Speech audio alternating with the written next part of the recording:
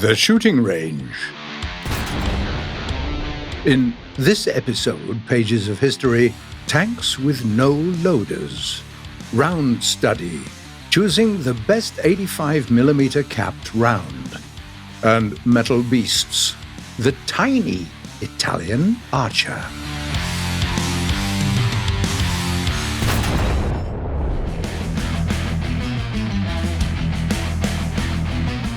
Almost all early jets share lots of similarities. Their poor dynamics impose harsh limits on their flight performance, and any turn leads to lost speed. But today's metal beasts features a rare exception: the Sagittario II, a light Italian jet fighter. Its power plant is a turbojet engine placed in the front. Self-sealing fuel tanks are found in the central part of the fuselage. Bulletproof glass and a steel armor plate protect the pilot. The fixed armament includes two 30mm autocannons with 120 rounds of ammo each. At first, it doesn't look like much, just an ordinary fighter for its rank. What makes this machine unique is its amazing thrust-to-weight ratio. And it doesn't even come from the engine, since it's pretty modest for this battle rating. What makes it so good is the size and mass of the fighter. It's only 2,300 kilograms of empty weight.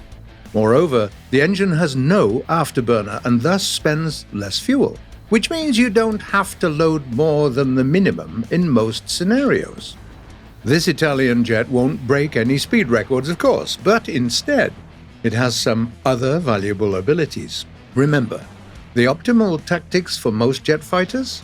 Fly straight and make fewer turns to preserve vital speed and avoid turning yourself into an easy target. Well, the Sagittario has something to say here. It's simply perfect for dogfights. It can start a maneuverable fight against multiple opponents, find a good firing position under enormous overload, destroy enemy aircraft, and still preserve most of its speed. Still, you shouldn't go reckless, of course. No matter how good its energy is, the plane's still vulnerable in a turn, so you need to stay aware and alert. Besides maneuverability, this fighter needs firepower to complete its combat mission, and it's pretty good here. The Sagittario has two 30mm autocannons, and it isn't the Defa or Aden ones usually found on its counterparts. This Italian's weaponry is much more powerful. It has a higher fire rate and excellent ballistics. So excellent, in fact, that it might become an issue at first. You won't expect laser precision from a 30mm cannon. The only disappointment is the ammo pool. You'll have to use it sparingly and stick to short volleys if you want it to last the whole battle. Now, where this plane doesn't shine is attacking enemy tanks. It has no suspended armament whatsoever, and its cannons don't even have AP rounds, and since almost no open compartment vehicles can be found on this BR, you needn't even bother getting distracted by enemy ground forces. Focus on air. Well, that's it for this unconventional little fighter. Simple as it can be, yet extremely dangerous.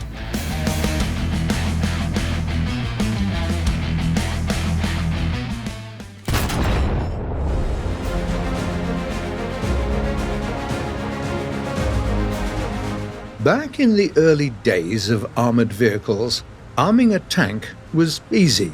Even in the 1930s, light 37 to 45mm cannons were good enough to fight enemy infantry and most other armored vehicles. And since such guns had modest sizes, they could be installed even on armored cars. Rounds used in them were, too, light and compact, so a loader's job wasn't too tough. There were no issues with ammo pools either. For instance, the T-26 had 205 rounds, and even the KV-1 managed to take on no less than 111. Tanks never fight tanks was a popular idea then, But combat experience and time soon proved it wrong. Combat vehicles gained more armor and weight, which, in turn, required heavier weapons to fight them. And that's where the issues started to grow. First, bigger calibers became much harder to handle for the loaders. Their mass was snowballing, while human strength, unfortunately, was not. Second, the ammo pool was getting shallower. Bigger calibers needed more space, and tanks have always been short on it. The IS-2 is a good example. A good weapon, some nice armor, not too heavy either, but its total ammo pool was only 28 shots. Engineers had to find ways. If the loader couldn't handle the job anymore, why not replace them with a mechanism? If that mechanism also occupies less space, maybe the ammo count would go up as well. But that led to a new issue. Guns have vertical guidance, which means the gun breech can move up and down. How do you ensure the round gets where it needs to be? The French engineers were the first to come up with a solution. They fixed the gun and the loading mechanism to the upper part of the turret that could rock back and forth as a whole. It was the first reliable way to reload a gun with no human involvement. But it also failed to replace the traditional approach, for two reasons. The first one had to do with the stabilizer. It turned out that oscillating turrets were incompatible with them. The second reason was the necessary clearances between the turret elements, which were very hard to seal. The Swedish engineers took the French idea and pushed it to either its logical conclusion or full-on absurdity. Their SDRV-103 had its gun fixed tight in its hull, permanently. The whole tank became one big oscillating turret. It was an interesting idea from the technical point of view, but there was no way it had become widespread, of course. The Soviet engineers came up with a more successful solution. They dropped the loader position in the T-64 and reduced its crew to 3. The gun received a revolving container for 28 rounds underneath it. During the loading process, the breech would be placed against the loading mechanism and then returned to the previous position and recover the aim. This approach shares no disadvantages with the oscillating turret, but still, most nations aren't in a hurry to drop their loaders. The T-64 had a good rate of fire until the conveyor ran out of ammo. After that, the crew had to load it manually, and boy did it take some agility. The rest of the ammo was stowed in most unexpected places, making its use a tricky business. They even had a special manual instructing them to perform some unconventional activities mid-battle, such as rotating the turret to a certain degree, unique for each round they needed. Other nations had their own solutions for this issue too. Decades after those French engineers came up with the oscillating turret, their successors created the Leclerc main battle tank. This machine has a 22-round autoloader in the rear turret, and the rest of the ammo is placed into a drum next to the driver. Pretty simple to reach. Similar mechanisms were later used by the Japanese engineers in their Type 90 and Type 10 tanks. And a South Korean K2 recently joined the party. Maybe that's the happy medium the engineers had spent so much time and effort looking for. Still, tank building evolution hasn't stopped yet, and new ideas are just biding their time.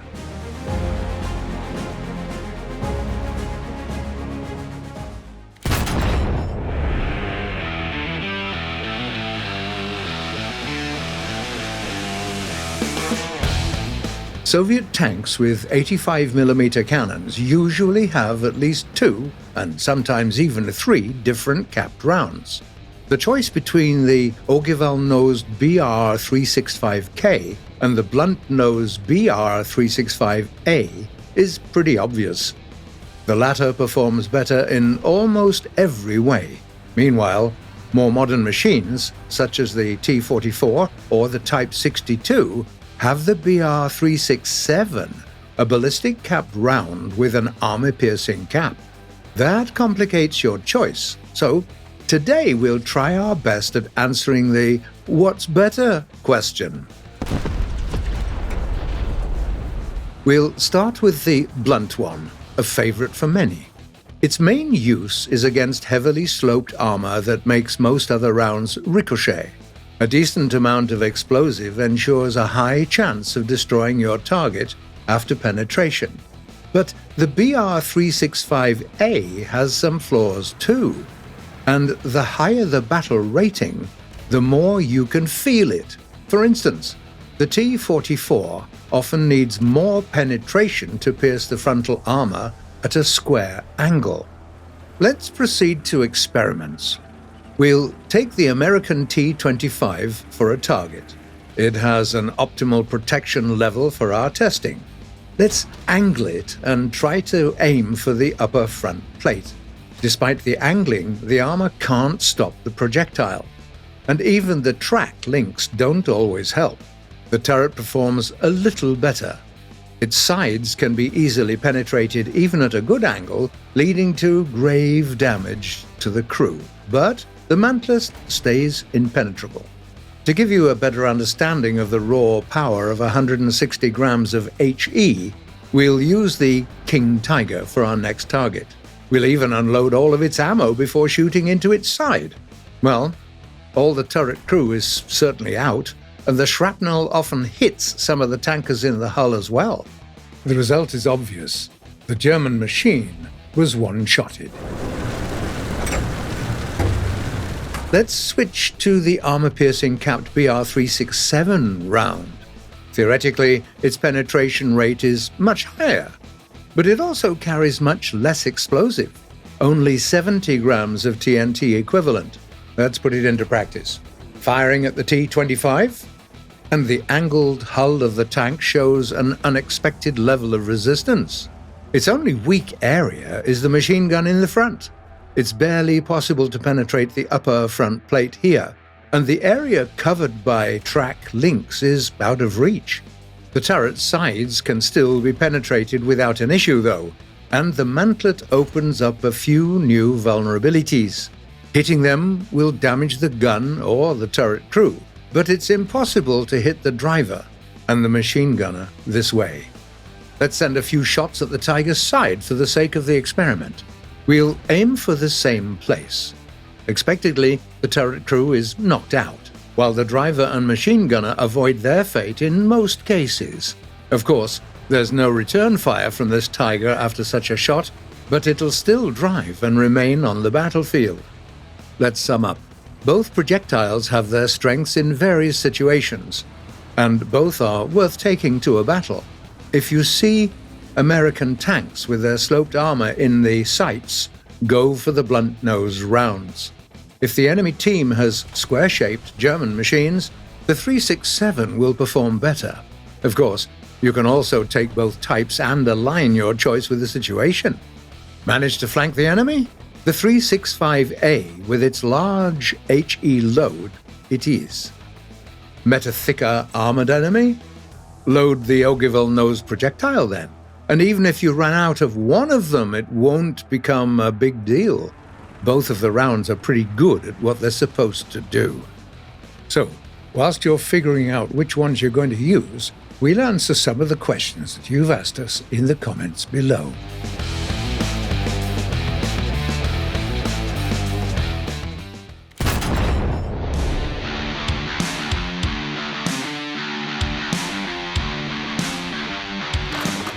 The first question is sent by a player called J16T. Which gun location is better for planes, nose or wings? Hi J16T. Any weapon placed in the nose allows for a high-precision, long-distance fire. Wing-placed guns create a wider sheaf of rounds that demand less accuracy from the pilot. It might also be useful in a dogfight where your firing position is less than ideal, such as during stalling. Slicer Axe Gaming writes, what is the best way to use the FJ4B VMF 232 in a dogfight? Hi there, Slicer Axe Gaming. The FJ4 is best in a support role. Wait for your enemies to start a dogfight with your allies and attack them while preserving speed. Another question comes from a normal YouTube username. What is that piece of metal on the front that raises up when the Soviet tanks swim supposed to do? Hello, normal YouTube username. This piece of metal cuts through oncoming water and prevents it from flooding the upper part of the hull. TK221 asks, why aren't artillery shells leaving deep craters after impact on the ground as bombs? Hi there, TK221. The largest calibers, such as the ones found on the FV4005 or the Centurion Avre, do leave craters. As for smaller calibers, we limited crater creation on purpose, since even a quick combat between tanks would make the whole battlefield impossible to cross. And the last comment for today was written by the Russian Feather. How about metal beasts on the Yak-23? Hi there, Russian Feather. It's a pretty interesting plane. We can't promise a feature in the next episode, but we may discuss it sometime later. Thanks for the idea. My weekly repeat to you guys. That's it for today. You've been watching The Shooting Range by Gaijin Entertainment, and the next episode will premiere the following Sunday at 4 p.m. GMT or noon Eastern Time. Yeah, you know, subscribe and click the bell if you don't want to miss our next videos, and I always repeat, you really don't want to miss them because they're improving so much. Don't forget to leave a like, because you do, and share your thoughts and comments because we'd like you to. And we'll see you next week. Stay safe, friends.